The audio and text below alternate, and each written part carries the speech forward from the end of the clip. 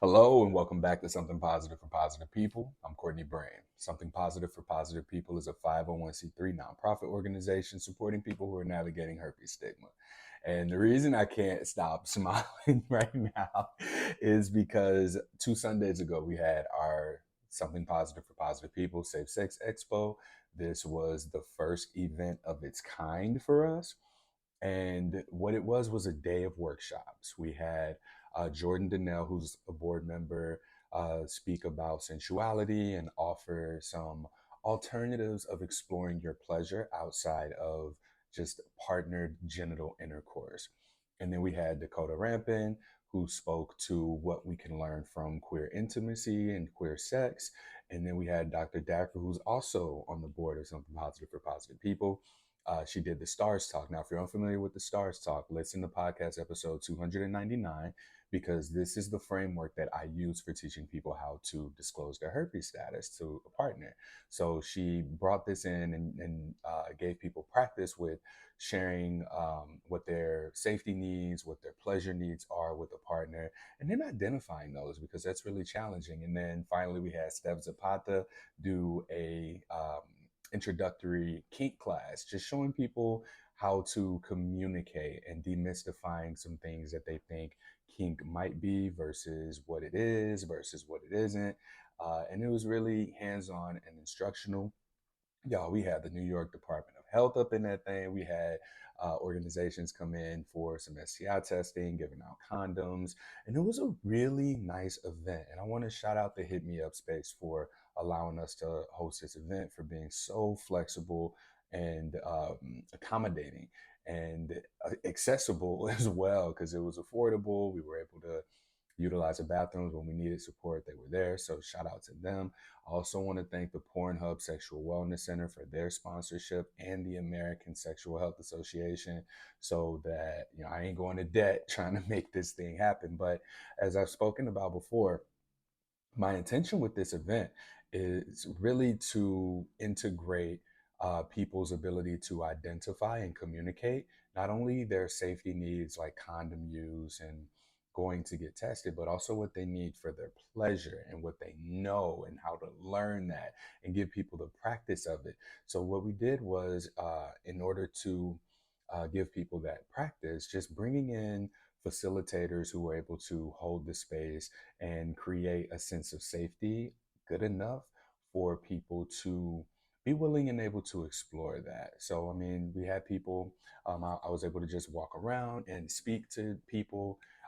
Someone shared with me that, they had something come up for them. It just reminded them of how things used to be for them before they got into a marriage.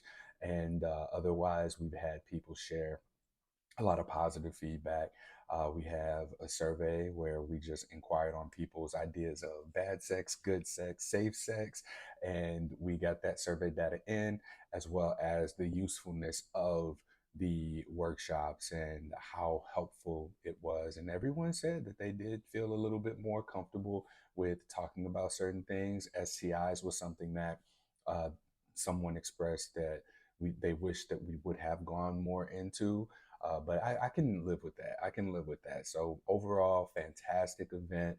And the reason that I'm smiling even more is because we just received funding to conduct this again. So I want to shout out to our funders. I don't know if I can say who they are. So let me check in on that before I say anything else. But my contact was really enthusiastic about the project and wants to support it. So we're going to be going around teaching people how to identify and communicate about their pleasure and safety needs, y'all. We're doing this again. Let's go. So be on the lookout for that event. Uh, I would like to take this on a roll. I did submit $1 million application to a company to make it where maybe we'd be able to do this on a quarterly basis with healthcare professionals. In February, we're going to uh, roll out our stigma free simulation experience with Affirm AZ. This is a sexual healthcare company. They also sponsored the Something Positive for Positive People Herpes Stigma Conference this year.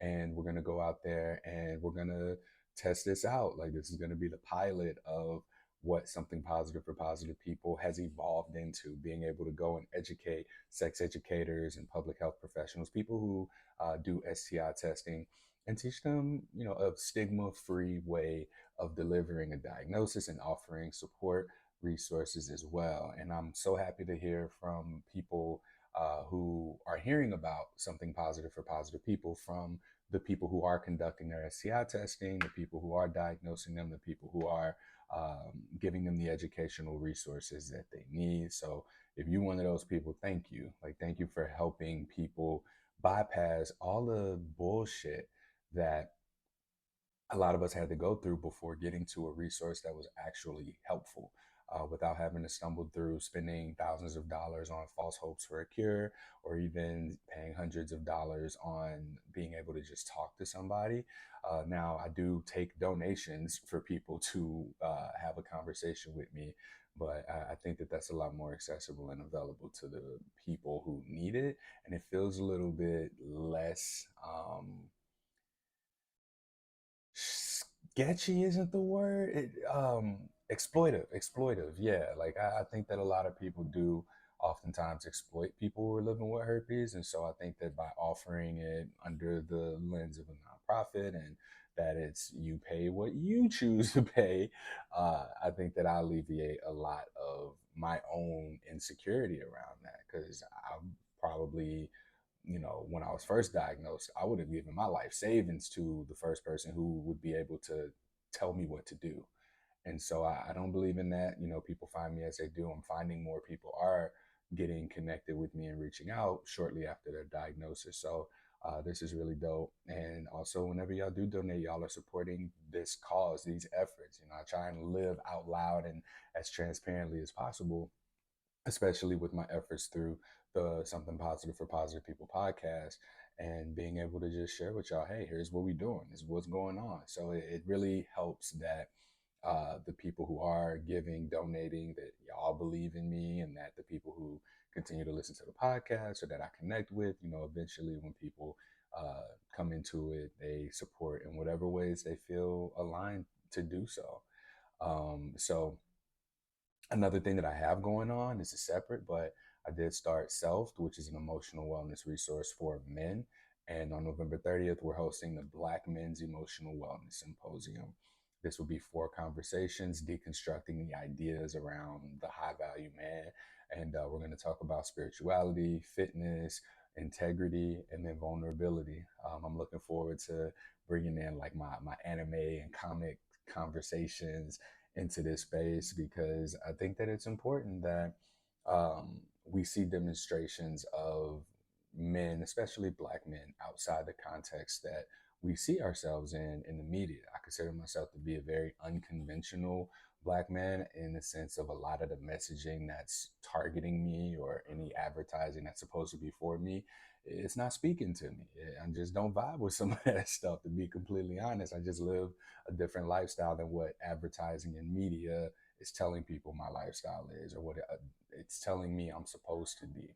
So this symposium is for those Black men, any Black man who resonates with the pursuing of consciousness and self-help, and just maybe doesn't feel like they really fit into the messaging that's out there portrayed to them. All right, now getting into today's podcast episode, I do want to talk about yoga therapy.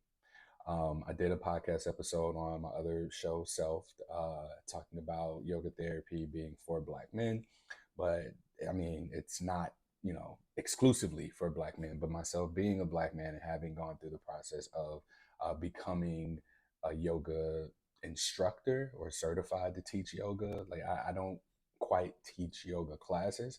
I'll make offerings that are synonymous with the yoga class. Like, there's recordings of the Letting Go series. I did one for Self, and now I've done one for Something Positive for Positive People, helping people work through the emotions through movement and breathing, uh, the emotions of their diagnosis and stigma. All right. And now I'm a yoga therapist in training. I think I have a little bit over 2 years left before I'm fully certified. But where I'm at now, I am able to work with people to a capacity, right? Like I'm very mindful and aware of what my limitations are, so I'm going to be very transparent about those.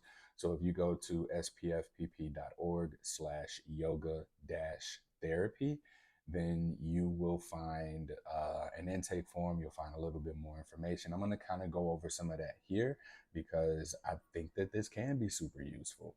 15% of people who've taken the latest survey for something positive for positive people shared that their emotional stress is a primary precursor for whether or not they're going to experience an outbreak. And I've seen personally and in a lot of science and research how yoga really is supportive to a lot of chronic pain, chronic illnesses. There's nothing specifically for herpes, though. And I'm very interested in conducting a study of people who might be experiencing outbreaks, who might be struggling with their mental health and emotional wellness as a result of stigma, and integrating what I'm learning about yoga therapy from this perspective into their lives so that we can see if there's any significant changes in lifestyle, quality of life, outbreak frequency, outbreak duration.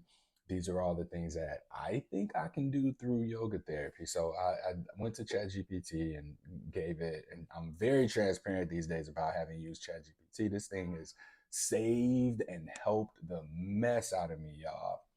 So yeah, I'm a yoga therapist in training, and I just want to kind of give you an idea of what that is and talk about a little bit of the similarities between yoga therapy and like talk therapy, because there was a point, right, where we were offering therapy. We were paying a therapist to work with, talk to people who are struggling with herpes stigma, and then we had roughly 40 people that went through therapy, and there were issues with that. I don't have to go into what those issues were, but I wonder if there was just like an expectation set where people believed that based on what you hear on the podcast, right? That that's going to be the layer or level of support that you'd get. And I offer that in phone calls, conversations that I have with people, but there's never anything sustainable. There's never any like next steps or practices for you to go on and implement into your routine in order to really help you with the healing process of your diagnosis, whether that be physical symptoms or if that's just a mental health, emotional, stigma related things. And I find that a lot of people, when they get into relationships, they kind of dismiss the need for the work, which is understandable, right? But I want to just share how yoga therapy is different from traditional therapy.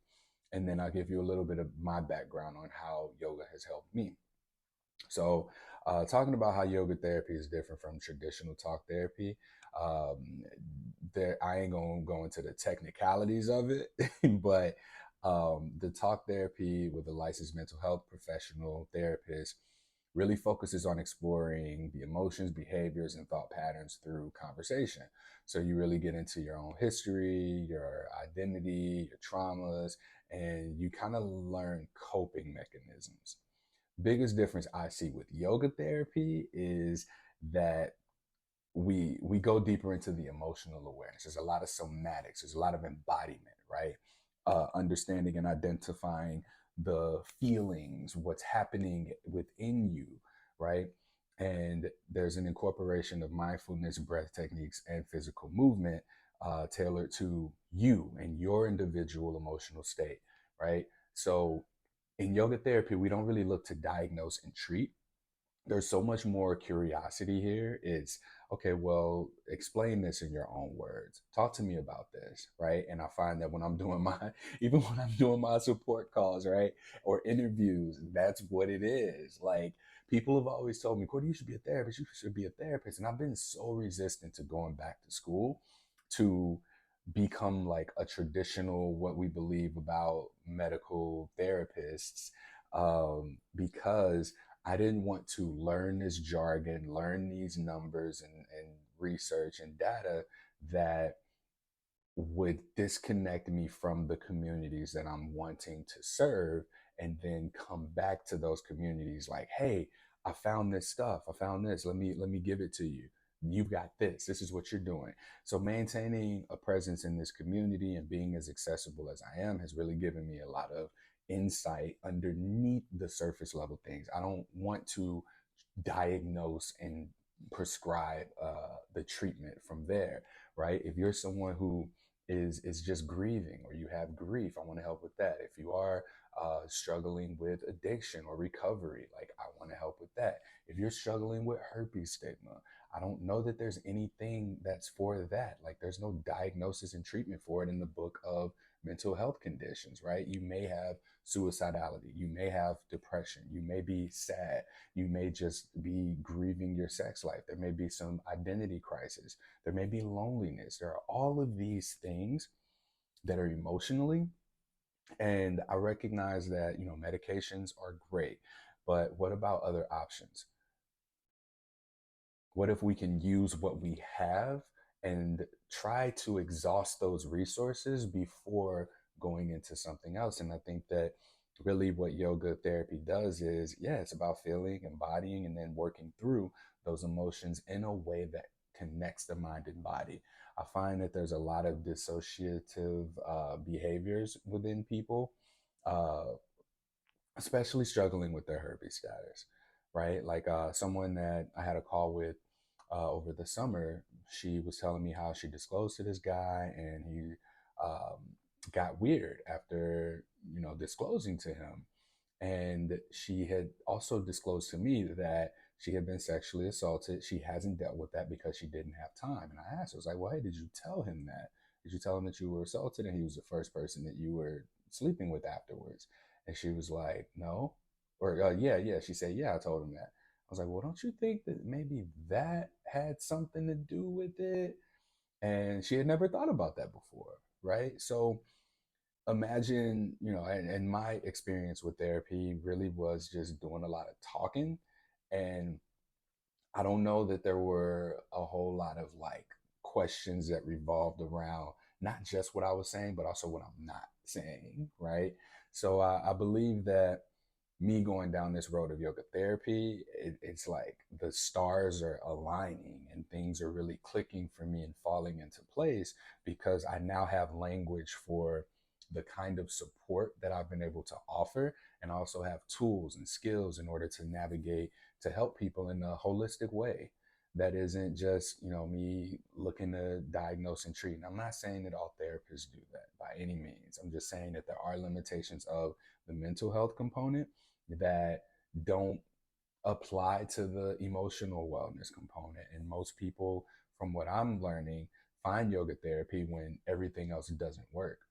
So this can also be something that is very complementary, or it can be an alternative to your mental health resources. And those are expensive, right? Like, yoga therapy is expensive. Paying for school is expensive. So all of these things factor in, but being able to integrate this into my nonprofit work with something positive for positive people, for people with herpes and who are navigating herpes stigma, I am able to make this more accessible, and especially to people who may not even know that it exists. And I know when I got my diagnosis, I read online that stress management, movement, and then nutrition, these were the three things that were key factors for whether or not you would have any physical symptoms. So I got into yoga right away, along with those other two things. Like, I worked on my nutrition, I did work out more, and yoga gave me more than what I thought I was looking for. It really tapped into this spiritual component. A lot of what I learned through yoga actually aligns with my day to day life. And I've just not really fit into the things that I've been told, I'm supposed to align with, from even like early childhood, right? Like religion and the way that those beliefs are, and the traditional route for a career, and even relationships. A lot of this hasn't aligned with me, and I felt out of place. I felt, like my own identity had been invalidated. But to find yoga and to learn that, yeah, the way that I think is fine, the way that I choose to live is fine, as long as it's a way that I'm able to consciously choose. And that sometimes includes being willing and able to deconstruct previous thought patterns, beliefs, looking at old behaviors, and then decide, okay, this serves me. Let's do this. And it gave me a really different outlook on life. I mentioned that I've had three outbreaks. The first one, I got one when I got fired from a job in 2016, I believe, 2015.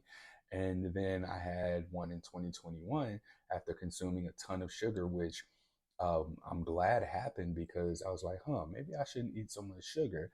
And then after going to the doctor shortly after, I learned that I was on my way into becoming pre diabetic. So the lifestyle change that I made after my herpes diagnosis and just listening to my body and having the know-how, the bandwidth, the intelligence, the body awareness, and emotional intelligence to explore. Okay, my body's doing this thing. What would what would the contributing factors be? Okay, this. All right, now let's cut that out and see what happens. And I just so happened to have been right about it on the first try. So it's really been a long-term lifestyle change. I haven't had anyone guiding me. I've been doing this shit on my own. Like it's been almost 8 years now. The podcast has consistently been produced. I went on a little hiatus and realized that that was probably one of the worst decisions that I could have made. But I'm consistently, emailing, messaging, DMing, posting to social media, talking to people. The herpes ain't going nowhere. And I'm loving that I'm seeing people come through, get what they need, go on about their business. And I do believe that putting myself on display and my own experience on display as a yoga therapist in training hopefully invites you to explore alternative therapy approaches because so many of us want a quick fix. We want this gone now. We want this dealt with so we can get back to life. But part of getting back to life is getting through and being in and being with what it is that you're going through. As I'm in yoga therapy, I do want to point out that like my focus is on the emotional wellness, the conversations, the curiosity, the interviews, basically.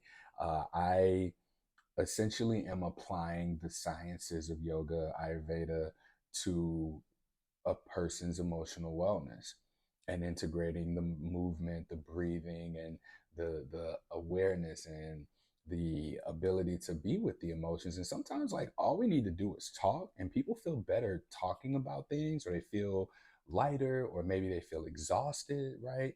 So offering tools that you have for yourself after we get off the phone is important. Not necessarily giving you homework, but giving you things that are still extensions of the work that we're doing together so that we can work toward a specific goal. So, yeah, right now, I'm gonna let y'all know I am offering the yoga therapy because I'm a yoga therapist in training for donations. If you go to the intake form, and you fill it out and we identify that we're a fit, then we can work together. Um, oh, here we go. So some of the similarities between yoga therapy and traditional therapy, they both are supposed to be working toward the uh, outcome of healing. So whether you're with a mental health therapist or a yoga therapist, the aim is emotional wellness, and they both offer support in processing your own thoughts and your emotions, and then creating a path forward. The thing with yoga therapy is that it uses the body and the breath to create a whole integrated experience. And so my reasoning, as I just shared from my experience, for yoga therapy for people with herpes is first off, I can do it. I don't trust working with people.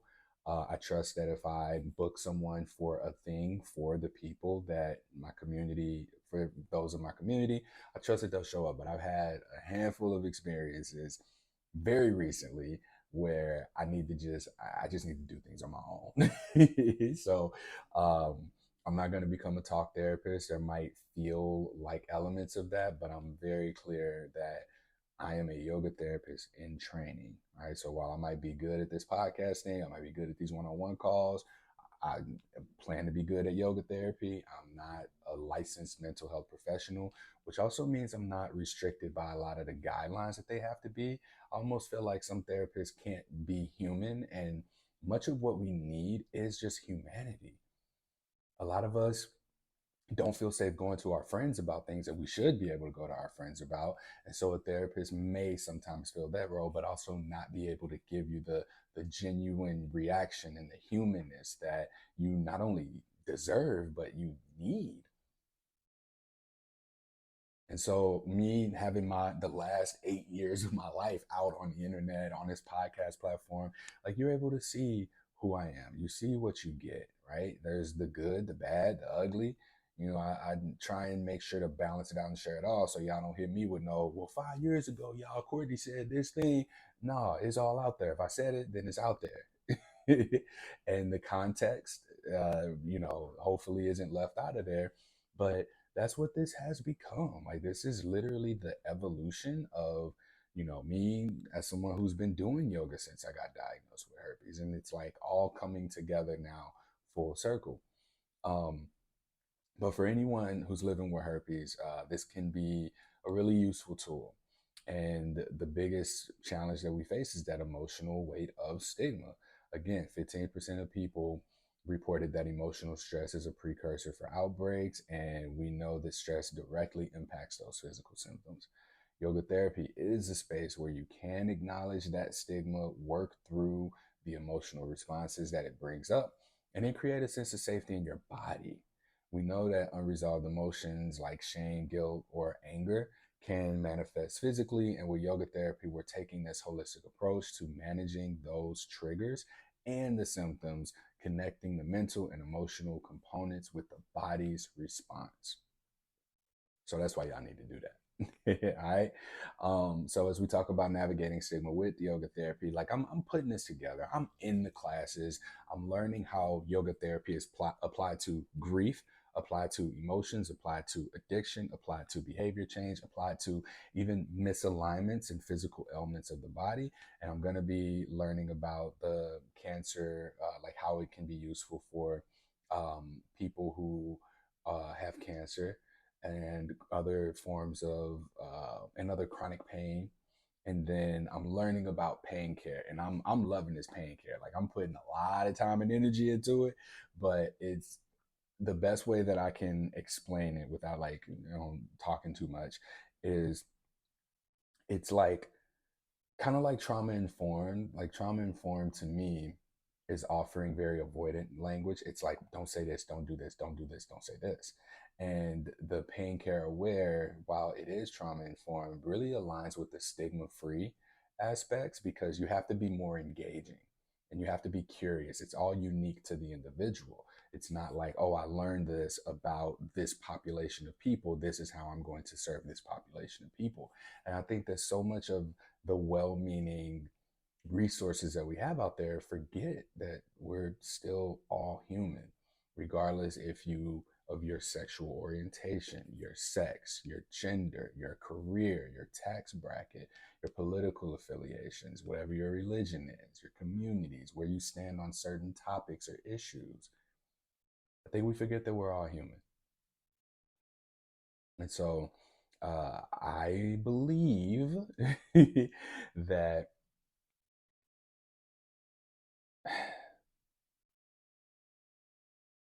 what this is offering me is going to make me not just a better herpes stigma education advocate, but a better individual that can run this organization, y'all. Because it's been 8 years, y'all. It's just been me.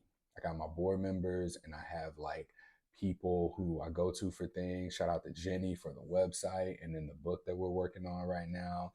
I want to shout out Dakota for presenting with me in the workshops, and everyone who's given me opportunities to come and present or speak on their platforms to their students, their curriculum reviews, for really like supporting me in this. Like it's tough, and I don't know when the next time I'm gonna get paid, B, but I do it. And yoga therapy really called to me because man, I don't know that I really like have a specific reason, but what's coming to me right now is that I felt like I wasn't doing good enough. Like I wasn't doing good enough for y'all. And I recognize that yoga therapy is a very potentially lucrative field because look at who does yoga, look how much money's in the industry, and then look at, who goes to yoga therapy. And it's very similar to those people. But I really do believe that I can bring this in a much more accessible way to a community of people, an audience that can benefit from it that otherwise also may not have known about it. So yeah, it's funny because I always would be like, I make fun of the people who they come to you with a problem and then uh, you're like, oh, well, have you tried yoga or have you meditated?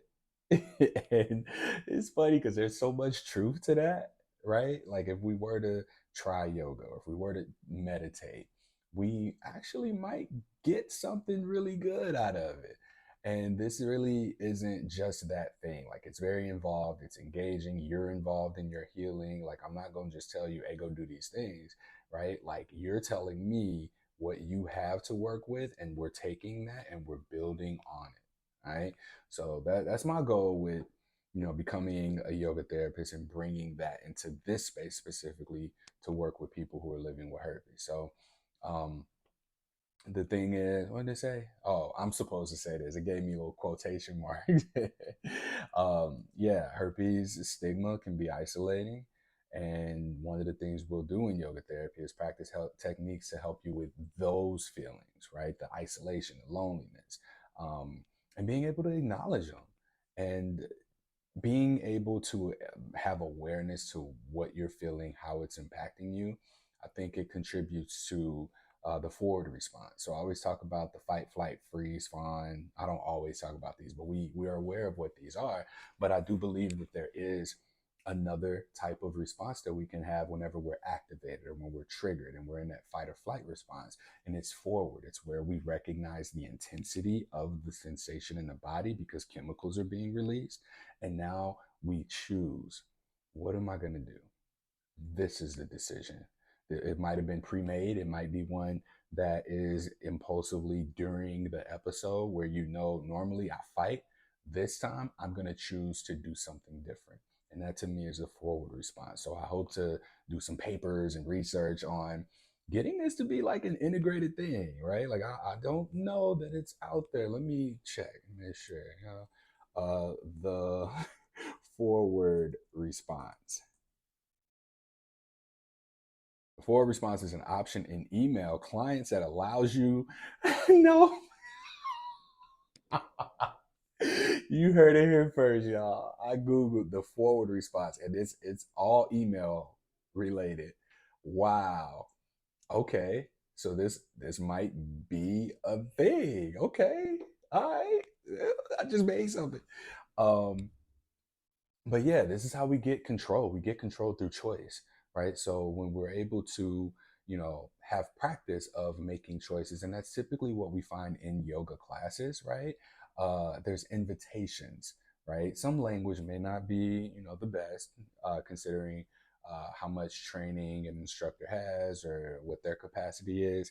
But in yoga therapy, it's very much giving you the practice of choice, which helps you with having control and the feeling of being in control or having control over the things that you can't control, especially in your body, in your mind, and with your emotions.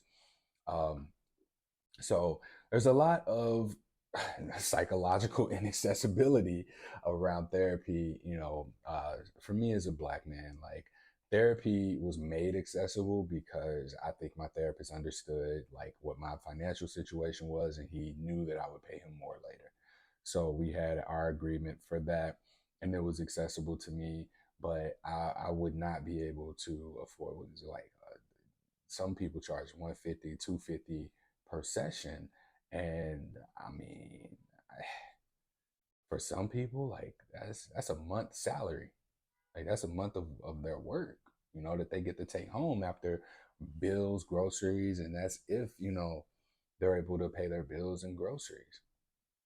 So I ain't offering this for free. Don't get me wrong. Like people find ways to get money to pay for the things that they value. So this won't be free for now.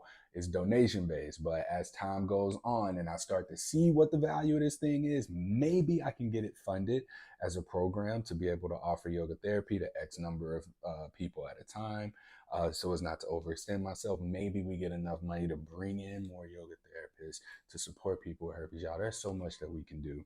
Uh, and all of this shit starting with herpes. Like, that's crazy. We talking about safe sex expos. We talking about training healthcare professionals. We talking about the advocacy, the surveys, the yoga classes, the yoga therapy. Man, something positive for positive people is fucking evolving. And I'm so happy to be able to be part of this. And I'm really proud of the community that's been developed so far. You know, regardless of how often you check in with the resources, regardless of how, like, maybe you need it, sometimes maybe you don't, but there's people out there, y'all, who support this work and support this space and who see you, who are living the same experience you are, whether that be offering me time, finances, the resources that they have, finances, donations, or access to opportunities. They're out here and keeping this thing going, man. And I think one of the fears that I have is that if I die, this dies. Because I'm getting older. Like, my fucking back top of my hair is like thinning out. It's harder for me, and keeping weight on is really fucking easy for me. um I recognize, like, I'm aging, and I accept that. And my hope is to make something positive for positive people so fucking big and make it so fucking attractive and so diverse that it does overshadow and supersede everything else that, you know, isn't like it. I want this to be a place where we have alternative resources to support folks navigating herpes stigma, the chronic pain of a diagnosis, the mental health effects, the suicide, the depression, right? Like, there's alternatives to what we're told is out there. And it frustrates me that I didn't know about this sooner. And that's due to the psychological inaccessibility, me being a black man and yoga being in primarily white neighborhoods, and it being like, you know, white women in their mid 20s and through 50s or whatever, going to these classes wearing their Lululemon or whatever, right? They got their yoga mats and their straps, their blocks, and the cute outfits or whatever we want to call it. And there's nobody in there like me. There's no instructors like me. And this could be, you know, me being a product of my environment, but I done bounced around and moved to different places. I took a class with my first black man as a yoga teacher when I moved to Portland, Oregon, of all places, right? I got to hit him up. We were supposed to do a podcast together, man. Wow, I forgot his name. Oh, damn it. I need to find him on Instagram. Fuck. Okay, that anyways.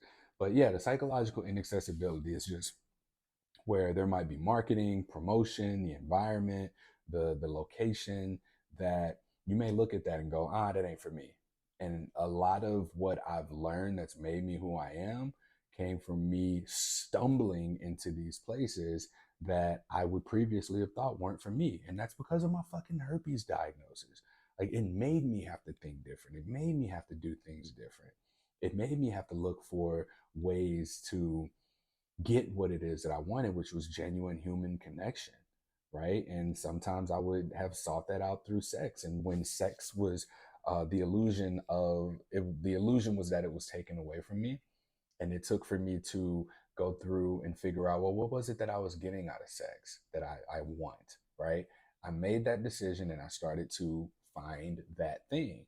I didn't need for it to be sex that I got in order to get the feeling that I was in pursuit of. All I needed was just connection. So, what are you needing?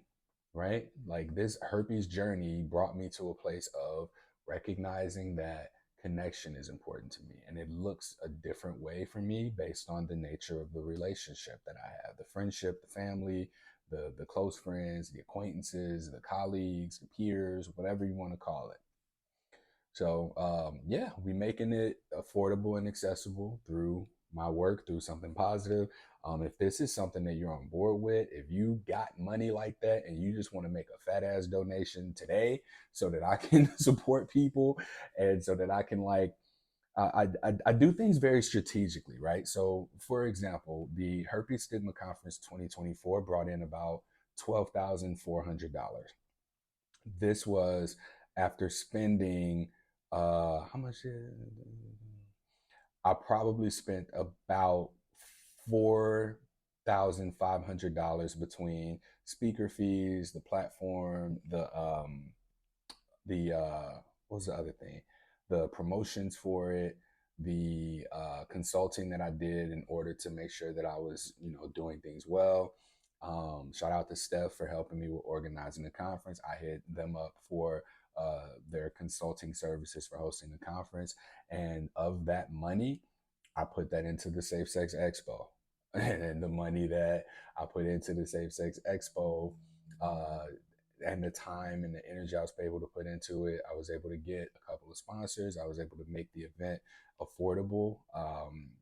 And I was able to secure a space.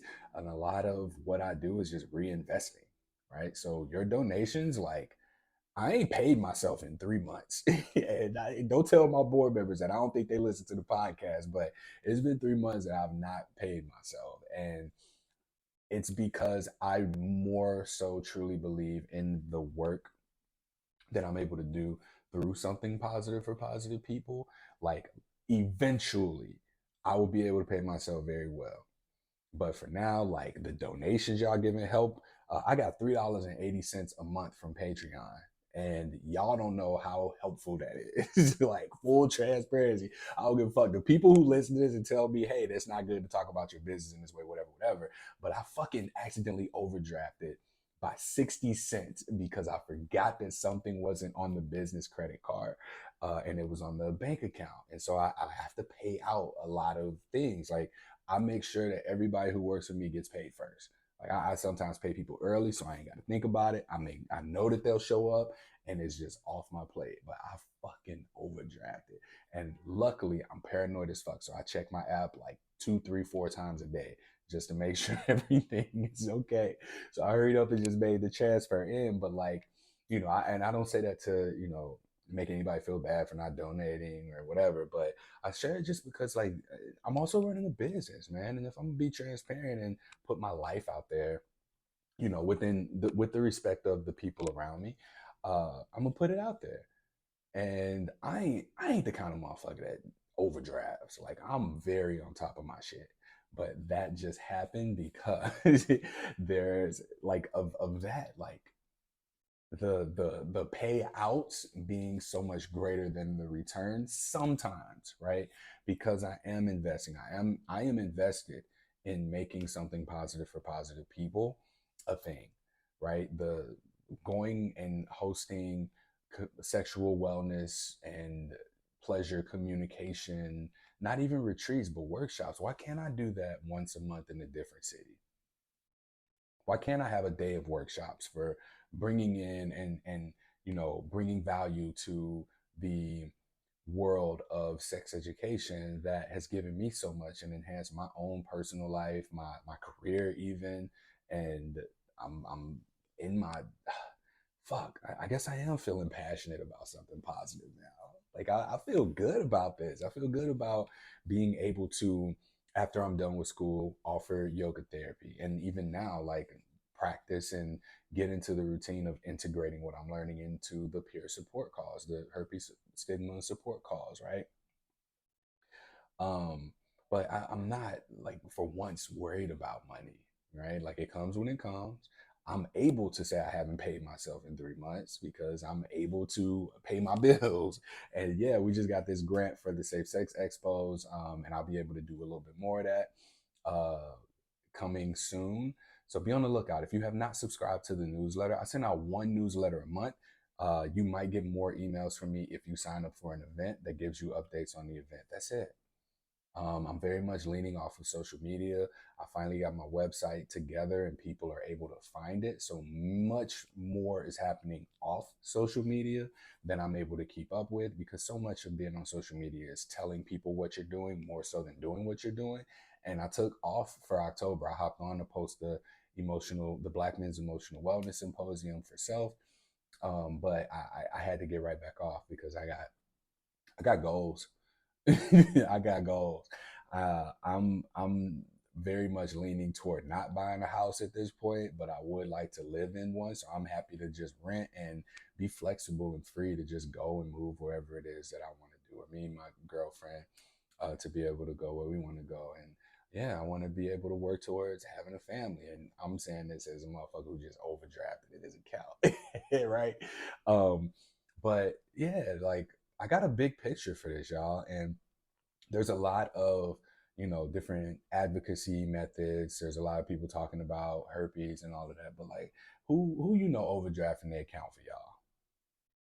Let's be real. Who is willing to, not people say this shit about you got to put yourself first. Like, I think situationally, yeah, but I've said this probably a couple of years ago, but it feels like putting myself first when the people around me are cared for. And, I don't know that I need to set the expectation of when I need something, I expect you to be there, but I know that I'm cared for in a way where I don't need anything. Like I don't need for people to.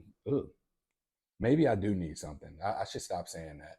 I'm working on that in my relationship. Right, I have needs. I just struggle to identify them. And there's still a little bit of my daddy issue that comes up where I expected if I ask for a thing, I'll be disappointed. But me and my dad talked about this. He was like, "Son, you never asked for anything." So like another yoga therapy fucking perspective enhancement. Um, I'm working on learning how to ask for things. So I'm asking for people, hey, if you're curious or interested in yoga therapy, I ask that you do fill out the form, that you make a donation, and that we work together. Like let's see what it's about. Let's see what we can do. And I got to do a couple case studies, so I may be on the lookout for a handful of people for that. But I do think that this is going to be a thing. So you please hop on board now. If you listen to this and you feel compelled or you're curious, look up yoga therapists and what they do, and maybe me and you can have a conversation about it. So closing this out, yeah, if you're dealing with stigma, struggling with your emotional wellness in general, yoga therapy might be something worth exploring, especially if it's going to be accessible for me. Because some of these yoga therapists, they talk about 250. Let me see what Chat GPT said. They talk about 250 a session. How much does a yoga therapist charge per session? All right, we're going to wait on that. And in the meantime, while we wait for that, y'all, please like, rate, review, share, subscribe to this podcast, please. Like more people are finding out about it, but I can't really say that it's enough yet. For perspective, 6,000 people have been coming to something positive for positive people a month. I'm probably averaging more so 2 to 4 support calls a week. But I ain't getting no in, like y'all ain't giving me no like reviews, like testimonials, and I get it. Stigma, people scared of other people finding out or making a connection, but this is really great work for me, an individual. And the more that people talk about it, the more that I can expand and it not just be me. And maybe there can be a staff, maybe there can be a physical location, maybe there can be more events, more socializations, because the CDC ain't helping me. Who's those other people?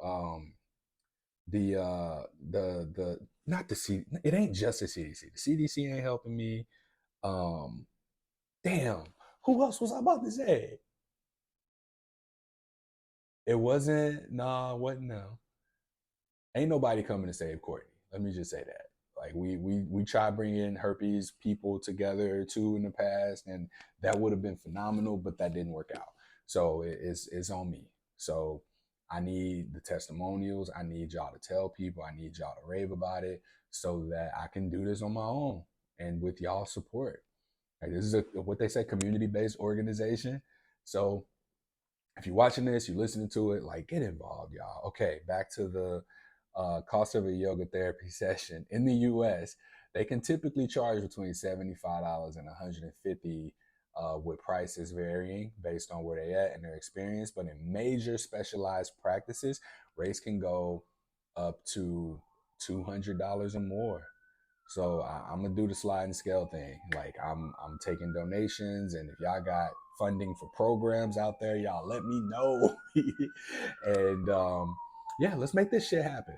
Let's make this happen. I'm feeling the most optimistic, probably because I've been off social media for about 9 days, and it's really been good for my mental health. Like I ain't miss no messages. I do check in and see if there's anything pressing or urgent, but I encourage people to just hit me up through the website, email me. I'm easy to contact and talk to. I wish I could tell you check the reviews, but ain't nobody leaving reviews. But if you're somebody who listens and we've talked in the past and you feel up for a podcast episode, like let's do one, let's have a podcast, and you like talk about your experience working with me so I can put that out into the world. And this can be more of an organization and community thing than it is a Courtney thing, because I do get concerned about what if something happens to me and then this just like dies. Like there's not even a person in place that can pick it up from here. My board members have access to everything that I have access to, but to the structure, ain't no structure. But for them to like know how to carry on with this or what to do next, I don't know that they got that in them. And so yeah, that's all I got, man. I ain't gonna keep talking and doing all of that. But yeah, it's at, if you're curious about this, spfpp.org/yoga therapy.